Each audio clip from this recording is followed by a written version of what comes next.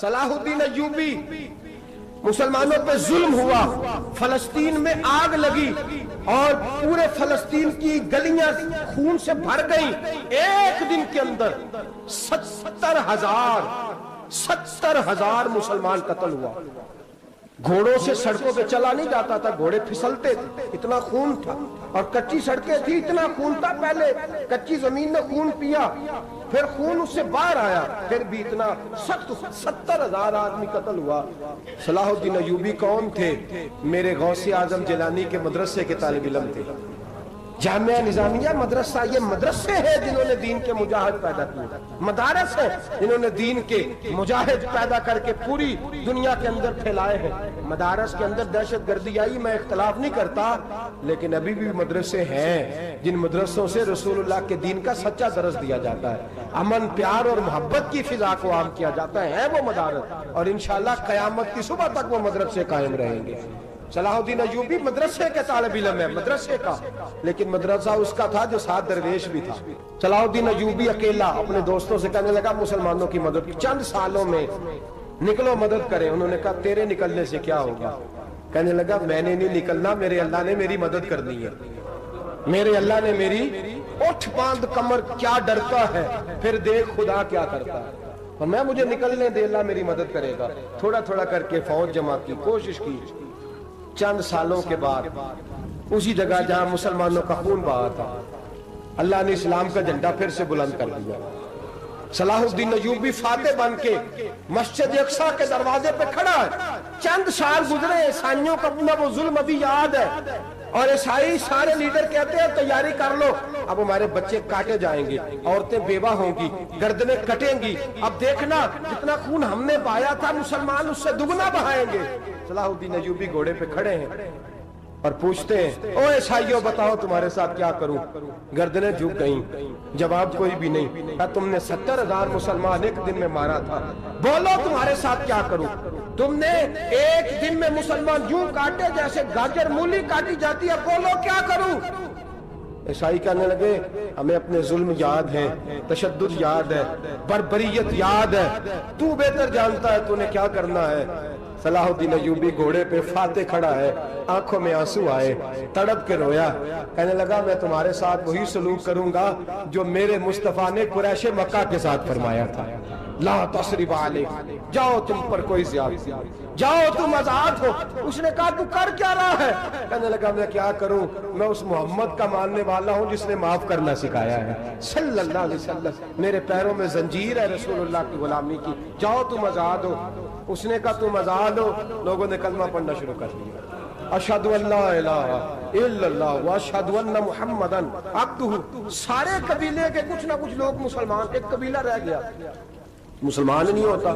صلاح الدین ایوبی اپنے خیمے میں بیٹھے ہیں تو ایک بی بی آ گئی، اس قبیلے کا کوئی شخص مسلمان نہیں ہوتا۔ بی بی آئی، آ کے کہنے لگی میرے 4 بیٹے جنگ میں کھو گئے، چھوٹے چھوٹے بچے جنگ میں کھو گئے، مل نہیں رہے، فوجیوں کو حکم دے مجھے میرے بچے تلاش کر کے دیں۔ صلاح الدین ایوبی نے جھٹ پٹ سر پہ امامہ باندھا، نیزہ پکڑا، سینے بند باندھا، اپنے جبے کو سمیٹا اور باہر کہنے لگی تو کدھر جا رہا ہے؟ کہنے لگا میں خود تیرے بچے تلاش کر کے دوں گا۔ صلاح الدین چند سپاہی ساتھ گلی گلی نکلے، گلی گلی فجر کے نکلے، اثر ہو گئی، تھک گئے، 2 نمازیں صحرا میں پڑھی، جنگل کے اندر پہنچے تو ایک کونے میں 4 بچے ایک جگہ ڈرے اور سہمے ہوئے بیٹھے ملے۔ صلاح الدین ایوبی اٹھا کے لائے، ماں کو کہنے لگے تیرے بچے ہیں، نکلا اس لیے تھا کہ میرے نبی نے فرمایا بچے جدا ہوں تو ماں کو درد بڑا ہوتا ہے، اور میرے رسول نے فرمایا تھا جب جنگ کرنے جاؤ تو کھیت برباد نہ کرنا، فصلیں تباہ نہ کرنا، بچوں کو ماں سے جدا نہ کرنا۔ فرمایا میں سوچ رہا تھا تیرے بچے کہیں میری وجہ سے جدا ہو گئے تو مصطفیٰ کو جواب کیا دینا؟ فرمایا تیرے بچے ڈھونڈ کے لایا ہوں۔ بچے ماں کے پاس آنے لگے تو ماں نے بڑے بیٹے کے منہ پہ تھپڑ مارا، کہتا اماں کیا ہوا؟ کہنے لگے تو نے سنا نہیں کہ دشمن کے بچوں کی اتنی حفاظت کرتا ہے، میرے پاس نہ जा उसके कदमों में बैठ जा। जिस नबी के गुलाम इतने सच्चे हैं वो नबी कितना सच्चा होगा, जिस नबी के नौकर इतने खरे हैं वो नबी कितना खरा होगा। जा जाके कलमा पढ़ ले। मुसलमानों की ना एक तादाद लड़ते लड़ते लड़ते लड़ते दूर चले गई। तातारियों ने कैद कर लिया। 4 मुसलमान थे, तबलीग करने गए, जंग करने गए, जिहाद करते करते काफिरों से लड़ते लड़ते तातारी कौम में चले गए, वहां कैद कर लिए गए। तो सजाए मौत का हुक्म हुआ। 4 बुजुर्ग थे, सजाए मौत का हुक्म हुआ। तो तातारी बादशाह जो था वो बड़ा खिलाफ था, बड़ा सख्त मुखालिफ था मुसलमानों के। उसने कहा कि इनको जब फांसी देना ना मुसलमानों को तो मेरे सामने देना। अब 4 आलिम हैं, 4 सूफी हैं, सफेद दाढ़ियां, सर पे इमामे। फांसी का वक्त आया तो जो फांसी घाट है वो एक है, चारों को इकट्ठे फांसी नहीं हो सकती। एक को कहा कि एक एक करके इनको फांसी दो। जब फांसी का वक्त आया ना तो जो सबसे पीछे सूफी थे वो दौड़ के आगे आए, कहने लगे बादशाह पहली बारी मेरी लगा पहली। अब बादशाह ने कहा ठीक है इसे लटका दो। वो करीब आए तो दूसरे दौड़ आए, कहने लगे नहीं नहीं पहली बारी मेरी, मैंने ज्यादा काफिर कत्ल किए, मेरा बड़ा जुर्म है, मुझे पहले सजा दो। उनको फांसी देने लगे तो तीसरे आ गए, कहने लगे नहीं ये तो मेरा कत्ल करता था, रास्ते मैं बताया करता था, ढूंढ के मैं बतलाता था कि यहाँ ज्यादा तादाद है, मुझे पहले फांसी दो। तीसरे के साथ बात हो रही थी तो चौथा दौड़ा आया, कहने लगा ये रास्ते बताता था, ये तबलीग करता था, ये सारा कुछ करता था, लेकिन कहा ये कहते थे चलो वापस चलते हैं, मैं जाने नहीं देता था। मैं कहता था और काफिर मारने और इलाके फतह करने, मेरा जुर्म बड़ा है, मुझे पहले फांसी दो। बादशाह कहने लगा मुझे 35 साल हो गए हुकूमत करते, बड़ी दुनिया को फांसी दी है, लोग तो एक दूसरे को धक्के देते हैं कि पहले तू जा पहले तू जा, और तुम कैसी कौम हो कि एक दूसरे पे कुर्बान हो रहे हो। कहने लगा तुम एक बाप की औलाद हो, जाग रहे आप लोग। तातारी बादशाह काफिर बादशाह इस्लाम की मुखालफत करते हैं, एक बाप की औलाद हो का नहीं, एक कबीले के रहने वाले हो का नहीं, एक मुल्क के रहने वाले हो नहीं। उसने कहा रिश्ता क्या है तुम्हारा, रिश्ता क्या है? तो बोल के कहने लगे खुदा एक है नबी एक है, खुदा एक है और नबी मुनफरद एक है, इस कौम की नुकसान भी एक ही सबका नबी, अल्लाह भी कुरान भी एक। क्या ही अच्छा था होते अगर मुसलमान भी एक, यूं तो सैयद भी हो, मिर्जा भी हो, अफगान भी हो, तुम सभी कुछ हो बताओ कि मुसलमान भी हो। फरमाया हमारा अल्लाह एक है, नबी एक है। तो कहा फिर एक दूसरे पे जान क्यों देते हो? फरमाया हमारे नबी ने हमें भाई भाई बना दिया है, भाई का दिल नहीं करता उसकी आंखों के सामने भाई चला जाए, हमारा दिल नहीं करता पहले मुझे दे पहले मुझे दे। बादशाह कहने लगा तुम्हारा जज्बा मुझे मुतासर कर गया, जाओ मैं तुम चारों को आजाद करता हूं, तुम्हें आजाद करता हूं। मेरे दोस्तों ये रंग था, देखे ना, ये इस धरती ने निजाम देखा है ना, इस फलक ने पहली बार देखा, इस जमीन ने पहली बार। और मेरे हज़रत साहब फरमाया करते थे जमीन तड़प के रोई, उसने पहली दफा देखा।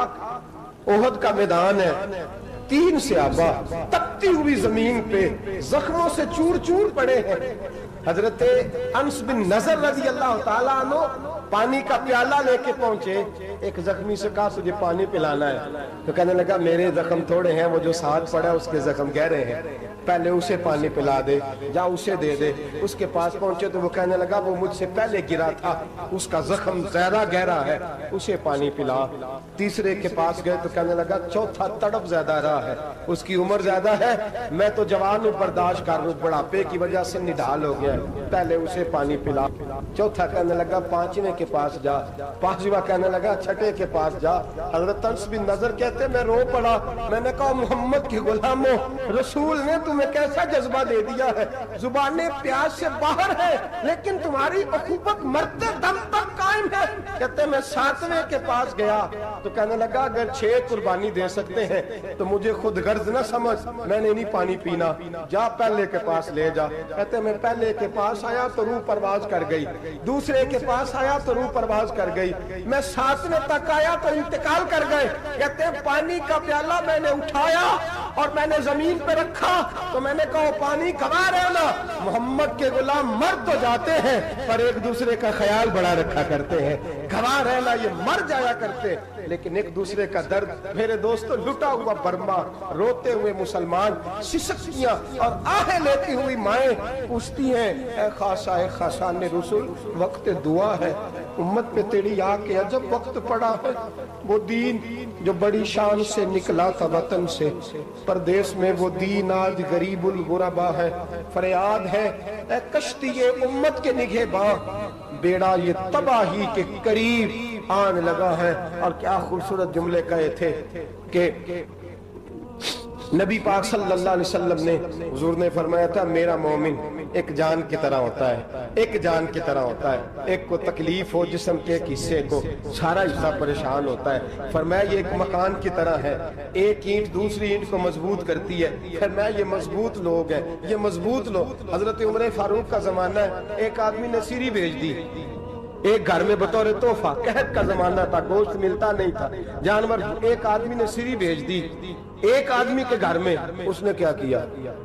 اس نے اپنی بیوی سے کہا ہماری تو خیر ہے، ساتھ والا پڑوسی زیادہ غریب ہے، ادھر نہ بھیج دے، یہاں گندم امیر شہر کی ہوتی رہی خراب اور بچی کسی فقیر کی فاقوں سے مر گئی۔ کہا ساتھ والے پڑوسی کے گھر سے میں کئی دنوں سے بھوک کی آوازیں، وہاں بھیج دے۔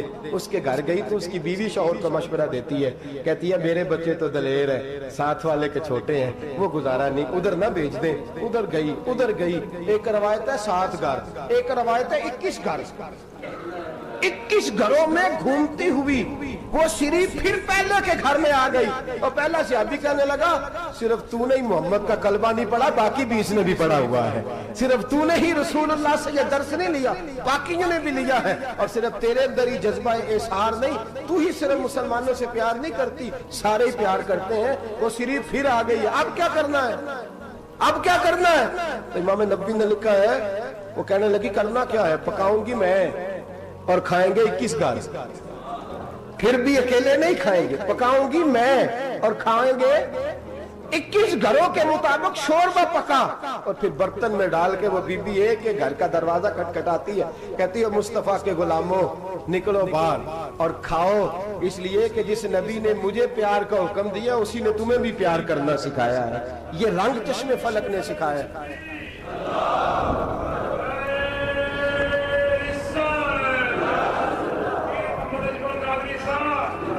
آپ کی بڑی مہربانی، زندہ باد وہی ہے جس کو اللہ رسول زندہ باد فرمائے، بڑی مہربانی، اللہ جزا دے۔ بنو قریظہ اور بنو نذیر 2 محلے تھے یہودیوں کے، یہودیوں نے بڑی عہد شکنی کی تو نبی پاک صلی اللہ علیہ وسلم نے ان کو بے دخل کر دیا، مدینے سے نکال دیا، مدینہ منورہ سے۔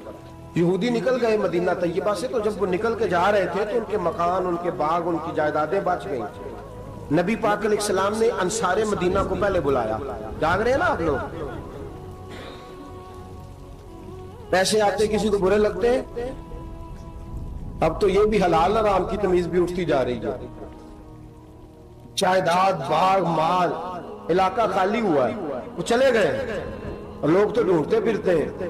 اللہ خیر فرمائے، شاملہ جگہ ملتی نہیں اب شہروں میں، وہ کس کس نے نام کرا لیا، کدھر گئی ہے کوئی خبر ہی نہیں، خالی جگہ پڑی ہے۔ میرے نبی پاک علیہ السلام نے پہلے انصار مدینہ کو بلایا، حضور نے فرمایا انصاریوں بہت بڑی جائیدادیں یہودیوں کی، بنو نذیر اور بنو قریظہ محلے خالی ہو گئے، میرا دل کرتا ہے وہ تمہیں دے دوں، اس لیے کہ تم نے اپنے مہاجر بھائیوں کے ساتھ بڑا تعاون کیا، جائیدادیں تم نے دے دی ہیں، مکانات دے دیے ہیں، بڑا کچھ تم نے دیا ہے، میرا دل کرتا ہے وہ تمہارے نام کر دوں۔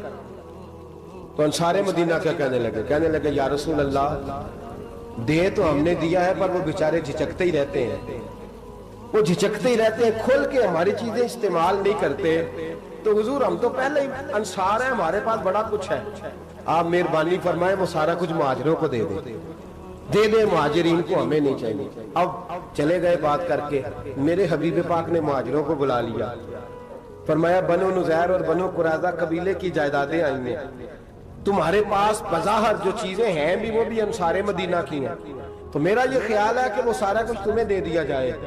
ابو بکر صدیق رضی اللہ تعالیٰ عنہ کہنے لگے یا رسول اللہ صلی اللہ علیہ وسلم ہمارے انصار بھائیوں نے ہمارے لیے دل تک کھول دیے ہیں حضور، انہوں نے ہر چیز بانٹ کے ہمارے سامنے رکھ دی ہے. ہم اتنے خرد غرض ہیں کہ سارا کچھ لپیٹ جائیں. کہ حضور ہمارے پاس جو مکان ہے وہ ہے، ہم کاروبار کر رہے ہیں، تجارتیں کر رہے ہیں، مزدوریاں کر رہے ہیں، ہم انشاءاللہ اور بنا دیں گے. آپ یہ ہماری طرف سے ہمارے انصار بھائیوں کو گفٹ کر دیں، آپ انہیں دے دیں. میرے حبیب کی آنکھوں میں آنسو آ گئے. میرے نبی پاک علیہ السلام رو پڑے. یا رسول اللہ آپ کیوں روتے ہیں؟ فرمایا تمہارا یہ بھائی چارہ قائم رہا تو اللہ اسلام کو بڑی قوتیں عطا فرمائے گا، اللہ طاقتیں دے گا اسلام کو. اگر تمہارا یہ رنگ قائم رہا، یہ انداز، میرے غلاموں تمہارے یہ طور طریقے، ایک بھائی کہتا ہے دوسرے کو، دوسرا کہتا ہے تیسرے کو. عرض یہ کرنے جا رہا تھا کہ رسول کریم صلی اللہ علیہ وسلم نے یہ پیغام دیا امت کو. فرمایا دیکھیں نا کتنے بڑے لفظ ہیں. یہ نہیں فرمایا دوزخ میں جائے گا، یہ نہیں فرمایا کہ اسے جہنم کی سزا ملے گی. میرے نبی نے فرمایا میں اسے مومن مانتا ہی نہیں، میں اسے مسلمان اپنا مانتا ہی نہیں. حضور کسے؟ فرمایا جو پیٹ بھر کے کھاتا ہے اور اس کا ہمسایہ بھوکا سو جاتا ہے. میں مومن ہی نہیں مانتا. سزا تو تب ملے گی نا کہ جب میں کسی سزا کا اعلان کروں. میں مانتا ہی نہیں، وہ میرا ہے ہی نہیں. خود پیٹ بھر کے کھا رہا ہے، ہمسایہ اس کا بھوکا. میں نہیں مانتا انما المؤمنون اخوہ، مومن بھائی بھائی، میں مانتا ہی نہیں اسے. اور میرے حبیب پاک اتنے بڑے لفظ حدیث میں اور کہیں نہیں ملیں گے آپ کو، اتنے بڑے جملے کہیں نہیں ملیں گے. میرے نبی پاک نے فرمایا اللہ کہے گا قیامت کے دن. کون؟ اتنے بڑے لفظ حدیثوں میں ملتے نہیں جتنے یہ ہیں. حضور نے فرمایا رب فرمائے گا بندے سے کہ میں تیرے پڑوس میں بھوکا تھا، تو نے مجھے روٹی کیوں نہیں کھلائی؟ کون کہہ رہا ہے؟ اللہ کہہ میں بھوکا تھا تو نے روٹی نہیں دی، میں ننگا تھا تو نے کپڑا نہیں دیا، میں پیاسا تھا تو نے پانی نہیں پلایا، میں بیمار تھا تو تیمارداری. یا اللہ نہ تو کھاتا ہے، نہ پیتا ہے، نہ کپڑا پہنتا ہے، نہ تو بیمار ہوتا ہے. لا تاخذہ سنۃ ولا نوم، تجھے بیماری آتی نہیں، اونگ نیند نہیں آتی. میرے مالک تو میرے پڑوس میں تھا. حضور فرماتے ہیں رب فرمائے گا وہ جو بندہ تیرے پڑوس میں بھوکا تھا تو بندہ تو میرا ہی تھا نا. وہ جو بندہ تیرے پڑوس میں ننگا تھا تو بندہ تو میرا ہی تھا نا. وہ جو تیرے پڑوس میں پیاسا تڑپتا رہا تو وہ میرا ہی بندہ تھا. تو دوائی لینے جائے تو بڑے اسپتال میں اور اس بیچارے کو 20 روپے پرچی کے بھی میسر نہ آئے تو میرا ہی بندہ تھا.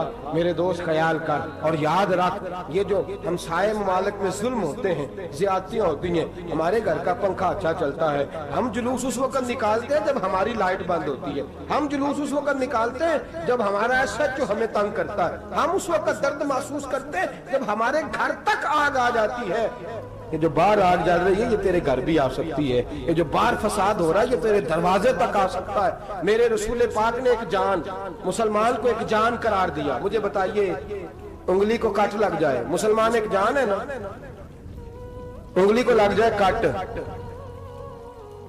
دماغ کہتا ہے میں نے نہیں سوچنا اس کے بارے میں نے اس کے درد کو محسوس ہی نہیں کرنا. انگلی کی درد ہے، انگلی جانے اس کا کام جانے.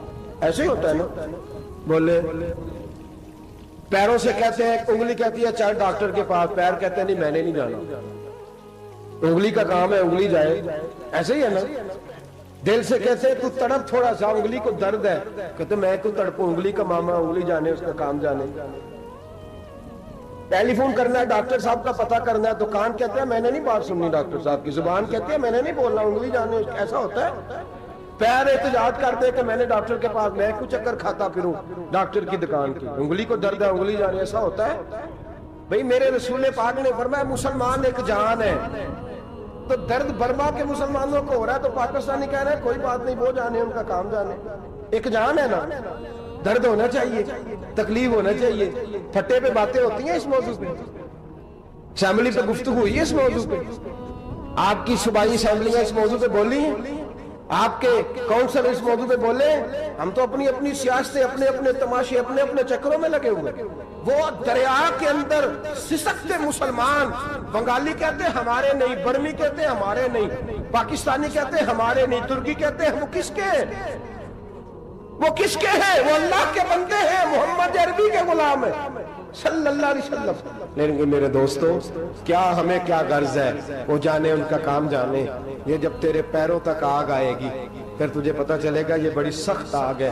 آج جس کافر نے برما پر عرصہ دراز تنگ کیا ہے، مسلمان تھوڑے تھوڑے مفاد لینے کی خاطر نا بنو عباس اور بنو امیہ کی جنگ چل رہی تھی. بنو عباس جو تھے وہ غالب آ گئے، بنو امیہ جو تھے ان کی حکومت ختم ہو گئی.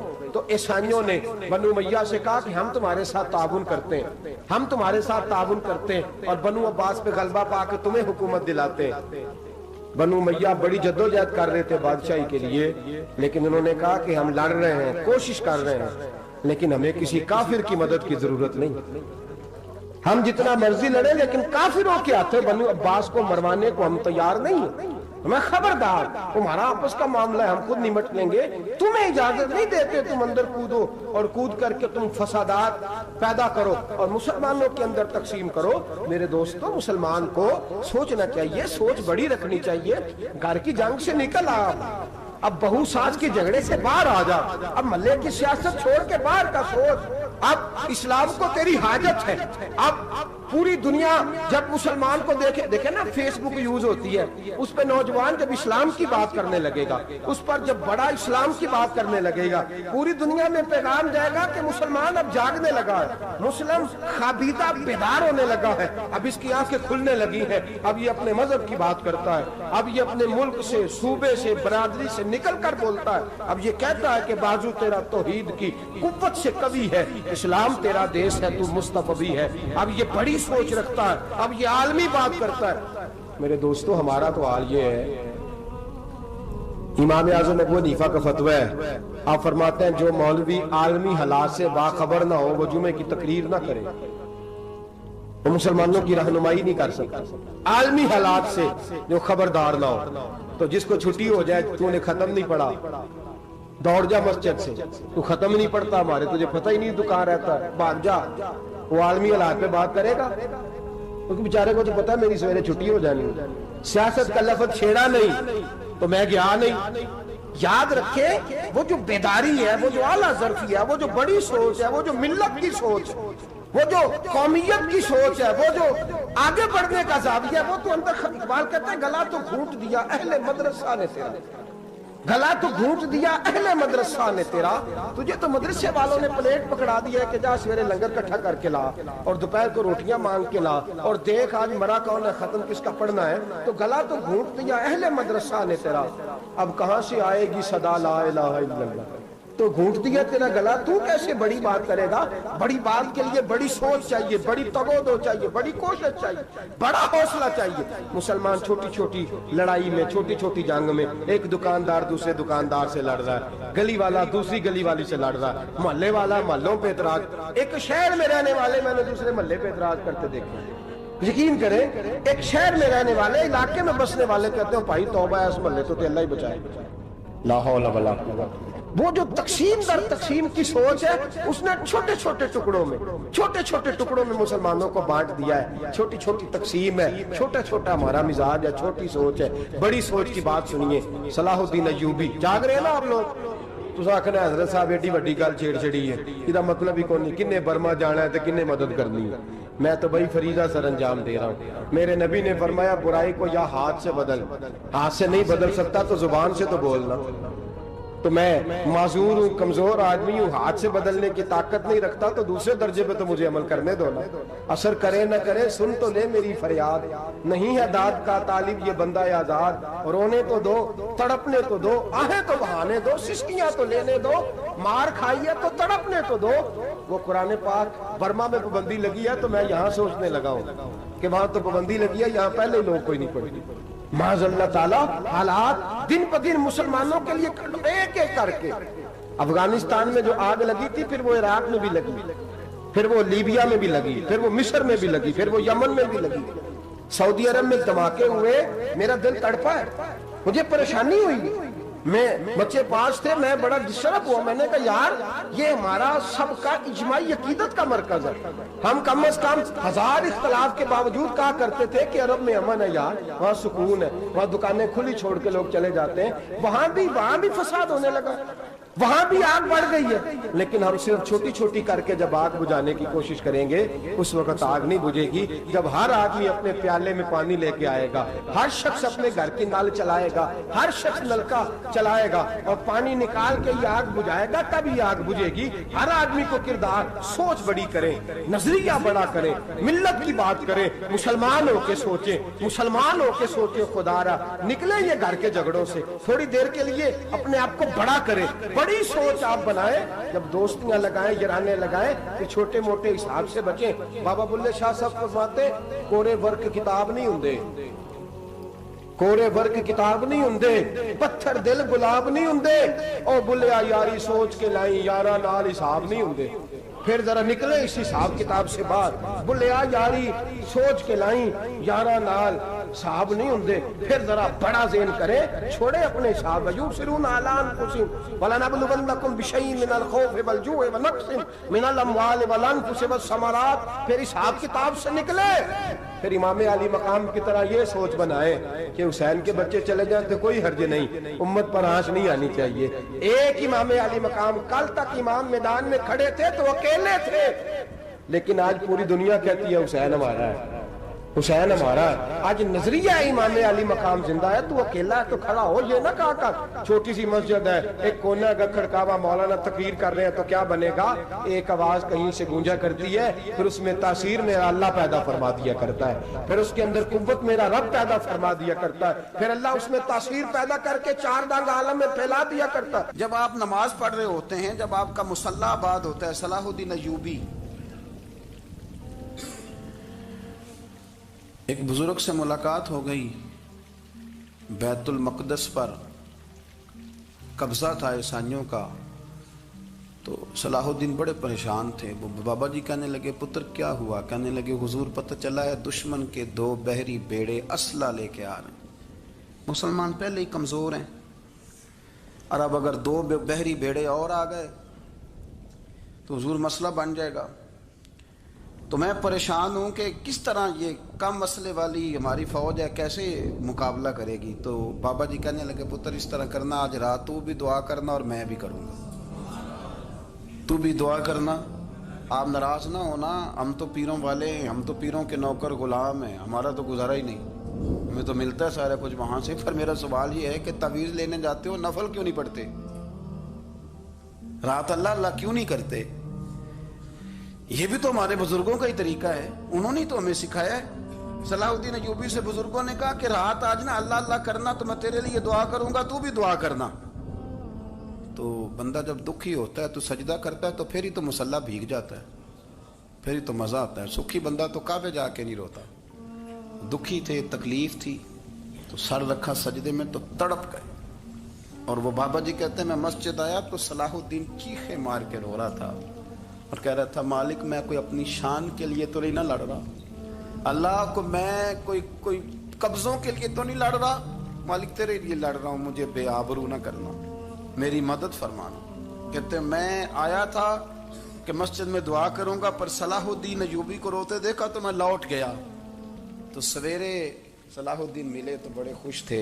मैंने कहा पुत्र क्या हुआ, कहने लगे हुजूर वो बहरी बेड़े 2 आ रहे थे ना असला लेके, दोनों डूब गए पानी में, पानी में डूब गए। तो बाबा जी कहने लगे सलाहुद्दीन वो पानी में नहीं डूबे, वो तेरे आंसुओं में डूब गए, वो गरक हो गए, वो जो तूने मुसल्ला बात किया तो वो तेरे आंसुओं में डूब गए, वो गरक हो गए, वो तबाह, इतने कीमती थे तेरे आंसू के बहा ले गए दुश्मन के बहरी बेड़ों को। मेरे भाई ठीक हो गया जी, मेरे अजीज समझ लें इस बात को हमेशा के लिए और इस पर गौर कर लें अच्छे तरीके से कि मेरे रसूल करीम सैयद आलम सल्लल्लाहु अलैहि वसल्लम ने ना हमारी तवज्जो दिलाई, हुजूर ने हमें बतलाया, हमारा ज़ौक़ बढ़ाया इबादत की तरफ। एक सहाबी थे हजरत अबू फातिमा रदी अल्लाह ताला अन्हु, ये तिरमिज़ी शरीफ की हदीस है। नबी पाक अलैहिस्सलाम ने फरमाया अबू फातिमा क़यामत के दिन मुझसे जल्दी मिलना चाहते हो कि देर के साथ। तो कहने लगे हुजूर कौन होगा जो देर से मिलना चाहे, हमने तो जान दे दी वादा दीदार पर। आला हज़रत फरमाते हैं जान दे दी वादाए और नगद अपना दाम हो ही जाएगा।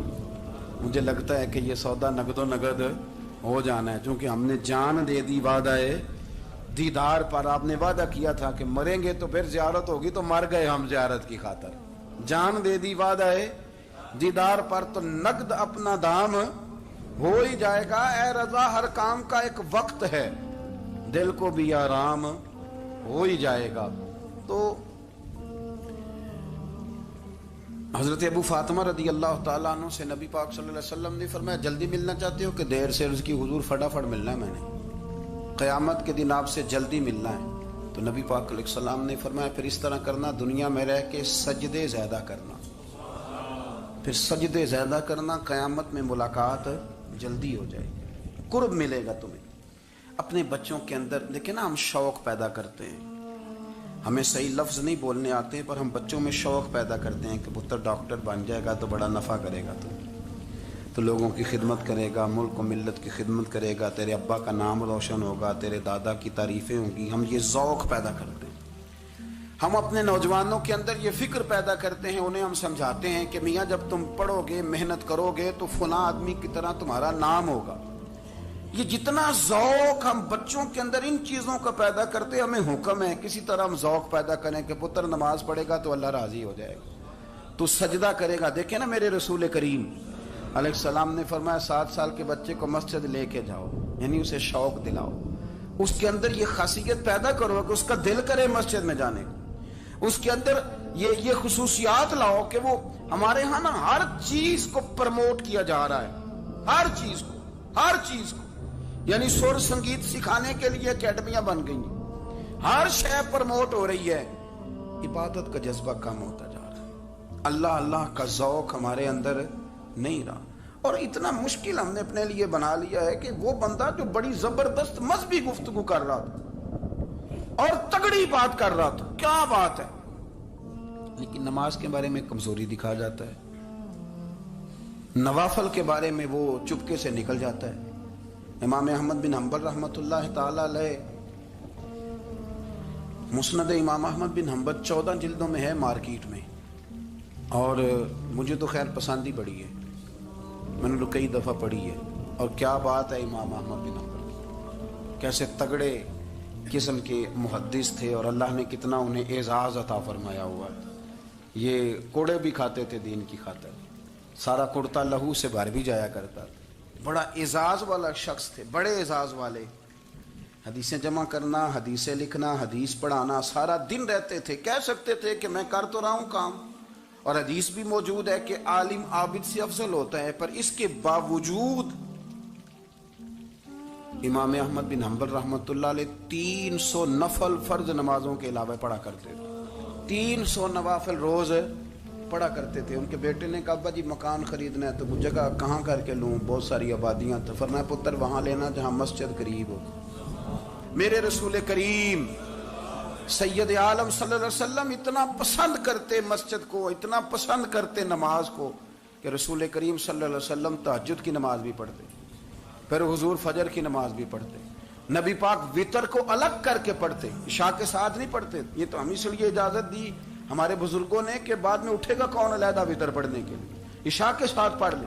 वितर पढ़ते, तहज्जुद पढ़ते, फजर पढ़ते, इशराक पढ़ते, चाश पढ़ते, फिर मगरिब की नमाज के बाद 6 रकात अवाबीन पढ़ते, फिर रात को सलातुल लैल पढ़ते। सैयदा आयशा सिद्दीका कहती हैं, ज़माना सो जाता और मेरे रसूल मुसल्ला बिछा के खड़े हो जाते।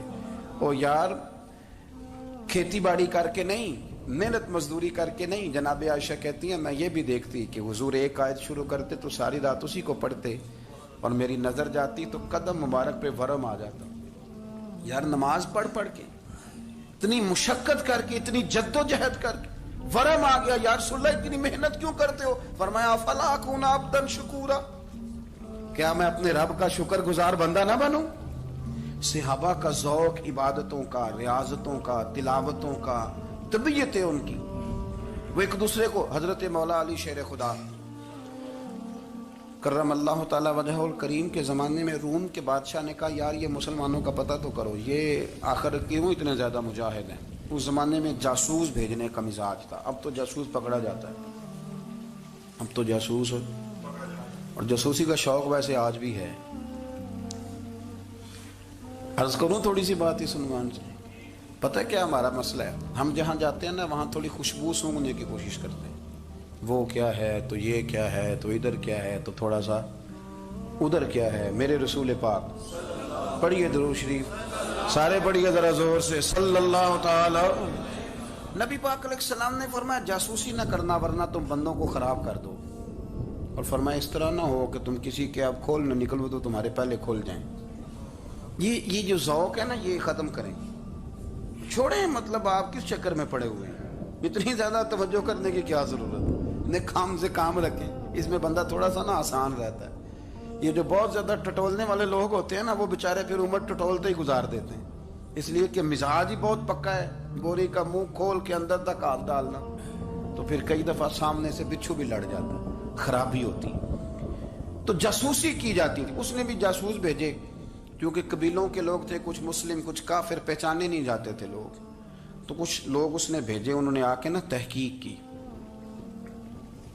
ریسرچ کری کہ آخر ماجرا کیا ہے. تو واپس جا کے انہوں نے رپورٹ دی نا روم کے بادشاہ کو. اس رپورٹ کا ایک جملہ بڑا شاندار ہے. وہ کہنے لگا بادشاہ ہمیں مسلمانوں کی کوئی سمجھ نہیں آئی, ہمیں کوئی سمجھ نہیں آئی. انہوں نے کہا بھی کیوں نہیں سمجھ آئی؟ کہنے لگے یار عجیب بندے ہیں, جب رات مسلح پہ بیٹھتے ہیں تو یوں لگتا ہے ان کا دنیا سے رشتہ ہی کوئی نہیں, کوئی کسی کو نہیں جانتا. کوئی اپنے دکھ سنا کے رو رہا ہے, کوئی اپنی بات کر کے رو رہا ہے. لگتا ہے کہ ان کا کوئی رشتہ ہے ہی نہیں جب مسلح پہ بیٹھتے ہیں. اور فرمایا جب سویرے یہ جہاد کرنے نکلتے ہیں تو لگتا ہے ان سے زیادہ دلیر ہی کوئی نہیں. حالانکہ جو مسلحوں پہ رونے دھونے کے لوگ ہوتے ہیں وہ کئی دفعہ جہاد میں کام نہیں کرتے, لیکن عجیب لوگ ہیں کہ رات کے راہب ہیں, دن کے مجاہد ہیں, کوئی سمجھ نہیں آتی. میرے عزیز ان لوگوں نے مسلح آباد کر کے رکھا, تلاوتیں ان کا ذوق رہی, منظر روز پڑھنا, اسباق پڑھنا, وظائف پڑھنا, یہ ان کا ذوق رہا. اعلیٰ حضرت بریلوی رحمت اللہ نے 1000 کتاب لکھی ہے, لیکن الوظیفۃ الکریمہ کے نام سے جو وہ صبح و شام وظائف پڑھتے تھے وہ الگ انہوں نے ان کو بیان کیا.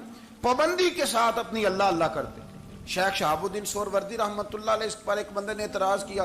اس نے کہا جی آپ کس قسم کے صوفی ہیں, مرید بیٹھے ہیں اور آپ وہاں نفل پڑھ رہے ہیں.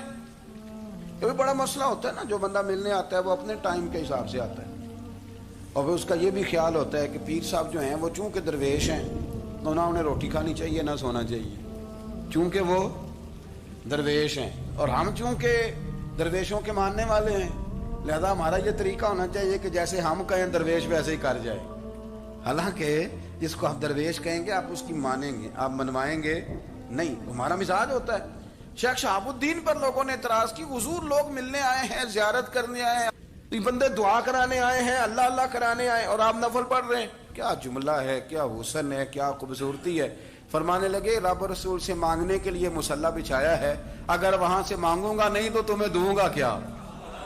پہلے مجھے کچھ لے تو لینے دو, اگر میرے پلے کچھ شے ہوگی تو آگے دوں گا نا. تو میں مانگنے گیا تھا کہ یا اللہ دے, تیرے بندے لینے آئے دے, تو میں کچھ لوں گا تو آگے دوں گا نا. لیکن ہمارا یہ سٹیٹس, یہ مزاج, یہ شعور نہیں ہے. گپیں, کہانیاں, داستانیں, گفتگو, خطابت, واز, کیا بات. لیکن اگر کچھ کرنے کا کام ہو تو وہ نہیں ہم سے ہوتا. میرے نبی کریم علیہ الصلوۃ والسلام نے مصلی سے دل لگانے کا درس دیا, حضور نے توجہ دلائی. صحابہ اس ذوق کے حامل لوگ تھے, وہ کوشش کرتے تھے. جناب صدیق اکبر رضی اللہ تعالیٰ عنہ کا عبادت کا مزاج ہمیشہ قائم رہا. حضرت عمر فاروق ساری رات اللہ کے حضور کھڑے رہے. حضرت عثمان غنی رضی اللہ تعالیٰ عنہ عشاء کی نماز پڑھ کے 2 رکعتوں کی نیت باندھتے تھے, 15 سپارے پہلی رکعت میں پڑھ دیتے تھے. اللہم صلی علی سیدنا و مولانا محمد. اللہم صلی علی سیدنا و مولانا محمد. اللہ کے شیر ہے در کرار پر درود, اللہ کے شیر ہے در کرار پر درود, اللہ کے شیر ہے در کرار پر درود. حضرت حسن حسین کے کردار پر درود. اللہم صلی علی سیدنا زینب کی بارگاہ میں زینب کی بارگاہ میں زینب کی بارگاہ میں زینب کی بارگاہ میں سلام نیاز ہے زینب کی بارگاہ میں سلام نیاز ہے جو مرتضیٰ کی لاڈلی زہرا کا ناز ہے اللہم صلی علی سیدنا و مولانا محمد وعلی سیدنا علی و سیدتنا فاطمہ و سیدتنا زینب و سیدنا حسن و سیدنا حسین